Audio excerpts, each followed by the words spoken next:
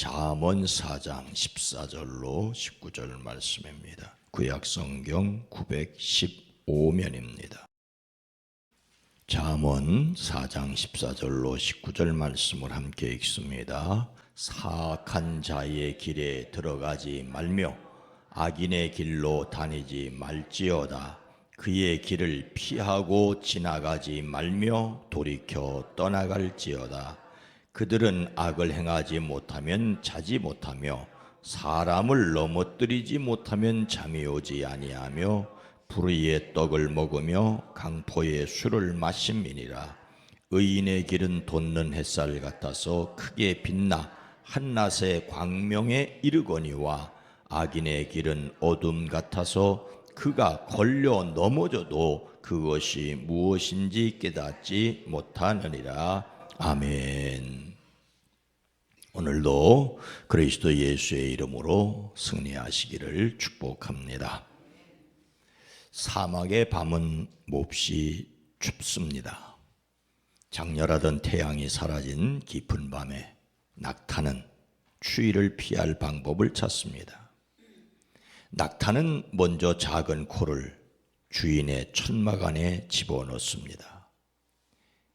작은 코 하나쯤이야 하고 주인은 무심하게 잠이 들지만 낙타는 코에 이어 얼굴을, 앞다리를, 기어이 몸 전체를 조금씩 천막 안으로 들이밉니다. 결국 주인은 낙타에 밀려서 천막 바깥으로 쫓겨나고 만다는 중동 지역의 우화입니다. 우리는 죄와 악이 틈타지 못하게 해야 합니다. 예수님을 담는 성품 11월 주제는 절제입니다. 절제라는 말은 일반적으로 정도에 넘지 않도록 알맞게 조절하여 제한함입니다. 그 반대인 탐닉은 어떤 일을 몹시 즐겨서 거기에 빠짐이지요. 지나침입니다. 우리는 하나님이 주시는 능력으로 옳지 않은 것에 빠지지 않도록 아예 멀리해야 합니다. 틈타지 못하도록 빈틈을 내어주지 말아야 합니다. 하지만 사람이 사노라면 악한 사람의 길, 악한 길을 만날 수 있는데 어떻게 하라고 말씀하고 있습니까? 14절과 15절 말씀입니다. 사악한 자의 길에 들어가지 말며 악인의 길로 다니지 말지어다. 그의 길을 피하고 지나가지 말며 돌이켜 떠나갈지어다. 아멘. 오늘 말씀의 단락은 10절부터 시작됩니다. 그 10절은 아이들아 들어라, 내 말을 받아들이면 내가 오래 살 것이다 라고 하였습니다. 솔로몬은 젊은이들이 자기 말에 귀를 기울일 뿐만 아니라 자신의 가르침을 교훈으로 삼고 그대로 따라가야 할 것을 명령합니다. 지혜가 주는 여러 이익이 있지만 훈계를 지키는 것이 생명 그 자체임을 강조합니다.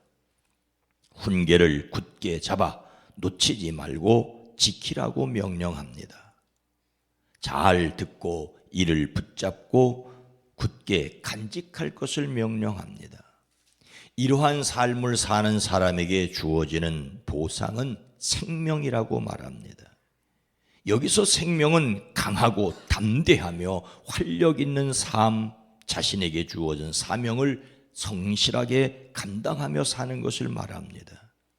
숨을 쉬고 있다고 해서 생명이 있다고는 말할 수 없습니다. 하나님의 말씀 훈계 받는 사람은 어떻게 해야 합니까? 먼저 사악한 사람의 길에 서지 말아야 합니다. 사악하다, 악하다라는 것은 지혜롭다, 정직하다와 대조를 이룹니다. 사악하다는 말은 고의적으로 상습적으로 악을 행하는 자입니다. 하나님께는 경건하지 않고 사람에게는 악을 행하는 자이지요. 진리와 공의에 거슬러 거짓과 불의를 행합니다. 이런 일에 발도 들여놓지 말라고 오늘 성경은 말하고 있습니다. 악한 일을 가까이 하면 한 번, 두 번 발을 들여다보면 그것이 삶이 되기 때문에 길을 피하고 받아들이지 말며 발길을 돌려 지나치라고 말하고 있습니다. 떠나가라고 말합니다. 호기심도 갖지 말라고 합니다. 악한 길을 거절하고 지나지 말며 거기에서 돌이켜 그 길로부터 탈출하라는 적극적인 행동을 권면합니다. 조심하는 데서 더 나아가 과감하게 거절하고 무시할 용기를 가져야 합니다. 그래서 죄를 미워하라고 선에 속하라고 권면합니다. 시편은 우리에게 복 있는 삶이 무엇인지를 말씀하시지요. 복 있는 사람은 악인의 꾀를 따르지 아니하며 죄인들의 길에 서지 아니하며 오만한 자들의 자리에 앉지 아니한다고, 그렇게 되게 않기 위해서 율법을 주야로 묵상하라고 말하고 있습니다. 우리가 죄악을 적극적으로 피하지 않으면 죄가 거머리처럼 달려듭니다. 그러니 그 위험성을 알고 한 발자국이라도 들여놓지 않도록 조심해야 합니다. 죄악의 발을 딛지 말아야 합니다. 한 번 발을 딛게 되면 너 한 번 했지 않느냐라는 것이 올무가 되어서 계속하게 되지요. 죄를 깨닫고 발을 딛지 않아야 하고, 죄로 깨달았으면 발을 빨리 빼야 합니다. 누구나 실수할 수 있으나 돌이키는 사람이 지혜로운 사람입니다. 사람이 악한 사람의 길을 만나면 아예 방향을 바꾸어 피해야 할 이유가 무엇이겠습니까? 18절과 19절 말씀입니다. 의인의 길은 돋는 햇살 같아서 크게 빛나 한낮에 광명이 이르거니와 악인의 길은 어둠 같아서 그가 걸려 넘어져도 그것이 무엇인지 깨닫지 못하느니라.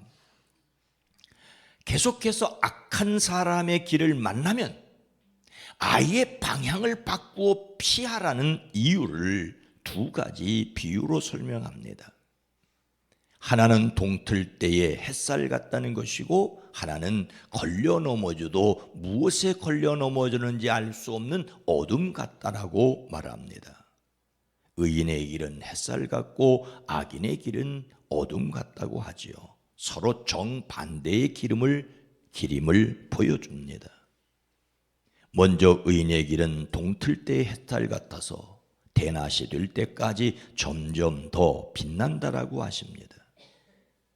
이것은 악인의 길을 경계하고 악인의 길을 피해야 할 이유입니다.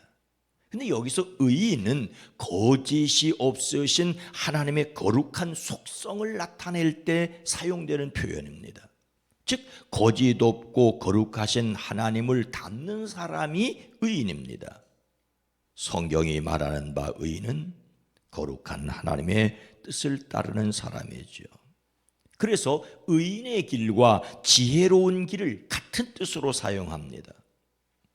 거룩하신 하나님의 뜻을 따라가는 것이 잠언이 강조하는 지혜로운 삶입니다. 즉 하나님을 닮아야 의인이고 지혜롭습니다. 우리가 계속해서 예수님을 닮는 성품을 말하는 이유는 그것이 주님을 닮는 길이고 그것이 지혜롭기 때문입니다. 세상적으로 뿐만 아니라 영적으로 지혜롭기 때문이죠. 이 지혜로운 의인의 길을 돋는 햇볕 같다라고 말합니다. 점점 빛이 나서 한낮에 광명에 이른다고. 한낮, 우리말로 대낮 같다고 하는 것은 분명하고 확고하게 밝은 것을 가리킵니다. 해가 점점 떠올라 더욱 밝아지는 것처럼 점점 더 좋아짐을 나타냅니다. 그런데 그 반대인 악인의 길은 어떠하다라고 말하고 있습니까? 악인의 길은 캄캄하여 넘어져도 무엇에 걸려 넘어졌는지 알지 못한다라고 말씀하십니다. 성경에서 어둠은 혼돈, 무질서, 죽음, 고통과 번민, 실패, 판단, 분별력을 잃어버린 것, 우매함, 미련함 이런 것들을 말하고 있습니다. 악인의 길을 어둠으로 보고 그로 인하여 자신에게 불행한 일, 심판이 닥쳐오는 것을 깨닫지 못하는 영적 무지를 가리킵니다. 캄캄한 밤이 되면 아무것도 천지사방 분별할 수 없는 것처럼 악인은 넘어져도 무엇에 걸려 넘어졌는지 깨닫지 못합니다. 사실 의인이든 악인이든 모두 삶에서 실수하고 넘어질 수 있고 죄의 유혹에 빠질 수 있습니다. 심지어 죄를 지을 수 있습니다. 그런데 의인은 영적 지각력을 가졌기에 자신이 넘어진 이유를 깨닫고 회개하고 다시 걸려 넘어지지 않게 조심하니 발전이 되지요. 근데 문제는 어둠에 있는 악인은 걸려 넘어져도 넘어진 이유를 깨닫지 못합니다.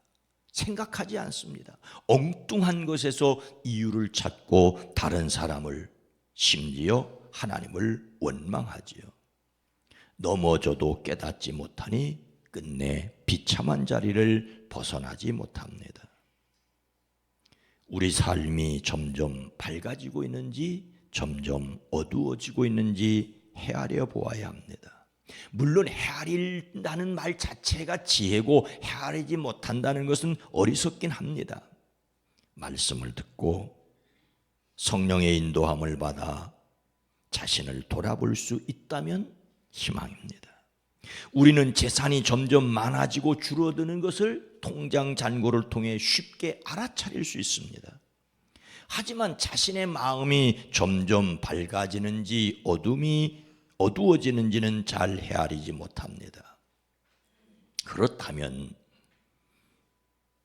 11월의 주제 절제를 통해서 절제를 잘 하고 있다면 점점 밝아지는 것이고, 절제를 하지 못하고 있다면 어두워지는 것일 수 있습니다.